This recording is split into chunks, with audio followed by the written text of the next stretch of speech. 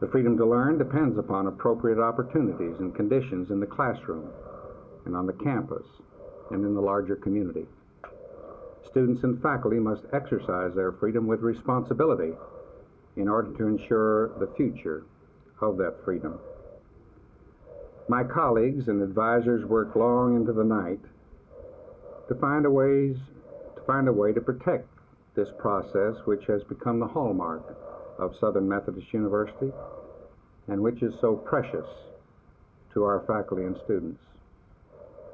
To some of us, Mr. Leary is a discredited man who is not a fit subject for testing academic freedom. Knowing that academic freedom itself, as well as the public confidence in the university, would be damaged, and acting under the authority and responsibility delegated to the President, I am denying the permission to have Mr. Leary speak on our campus until the ambiguities of our rules on outside speakers can be considered, and until assurances are made that an equal voice of opposition is heard on any program in which Mr. Leary is presented.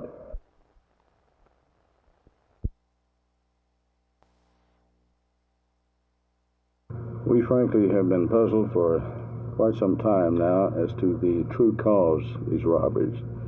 However, an examination of a number of the robberies seem to strongly indicate that they are being perpetrated by narcotics addicts. This has always been true to some extent, but now, apparently, it's something like 1,000% increase. Why this increase now? Why this sudden increase? Can you attribute this to anything? I can only speculate and report what I have heard privately from reliable sources in the law enforcement industry, and that is that this Operation Intercept has driven the price of hard narcotics up 300 to 400%. These persons now are having to come up with a considerable amount of money in order to feed their habit daily.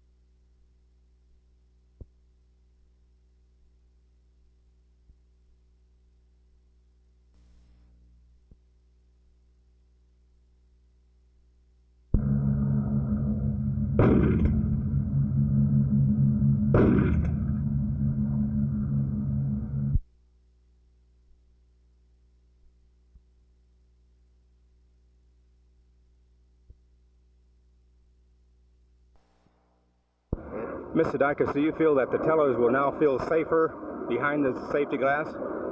By their understanding, I'm confident that they'll not be quite so apprehensive, and with a certain feeling of security that was not existent prior to the time they knew what the effect would be when a firearm was discharged into the glass.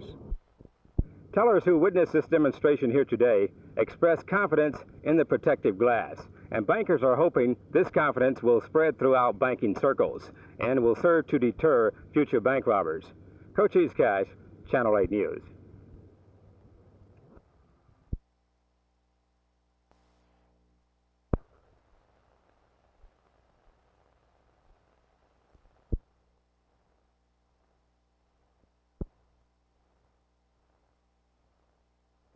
You mentioned school unrest and law enforcement as the primary points in your announcement statement. Do you find any other areas that need your efforts in the Senate, suppose you make it?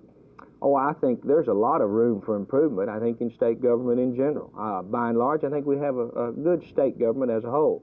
I do think there are areas that we can work in. I think we can work in an area of economy and trying to determine how our money is being spent and see if it can be spent more wisely. Of course, the legislature is charged with the responsibility of appropriating money. The big problem that the legislature has is in knowing exactly how this money is spent and keeping up with it and see if it's spent to the best advantage of the taxpayer.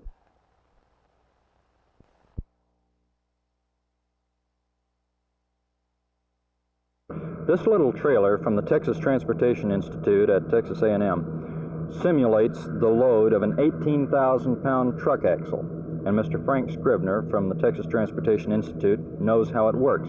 Mr. Scribner, what does this little trailer do? Well, inside the trailer are some counter-rotating weights that revolve at the rate of 8 times per second, 8 revolutions per second, so that 8 times a second a load of about 1,000 pounds is applied to the pavement and removed. And hanging from the little trailer tongue are some motion sensors that are let down against the pavement and measure how far the pavement goes up and down under the action of this load. A weak pavement, of course, will go far down and spring back. A strong pavement, just a little piece down. And we've correlated these movements with the actual pavement. So you can drive this unit off anywhere at random as you want to and measure how much a pavement deflects. Right. What good is it? What do you learn from it? Well, we're able to compare different designs of pavements. We're also able to determine the strength of the subgrade so that when we build a new pavement, we'll know a little bit better what should be built. Can you use this unit to forecast how you should build your pavements in the future? We think we can, yes, sir. Is that what you're going to do in Dallas County? Right. About how many tests are you going to make on county roads here?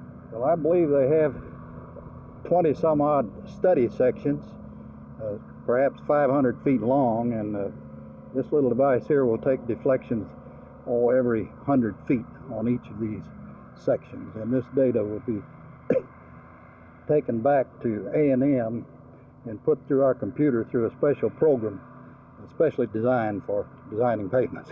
So a commissioner such as Commissioner Mel Price in this district will know in the future what kind of roads he needs to build and how he needs to improve the roads he has. Well, we hope to be able to help him. It'll still be his decision, but we will give him every help we can. What about the device in the trunk of the car? What is it? What does it do? That's a device for measuring the roughness of a pavement. It's useful in that we can go over an existing pavement, measure its roughness, compare that with the traffic that's been over the road since it was built and with the design and the subgrade beneath it, and determine the value of that particular pavement as compared to other possible designs. Officials say the cost of the tests, 290 of them throughout Dallas County, will run about $5,800. This is Phil Reynolds, Channel 8 News in Road and Bridge District number 2.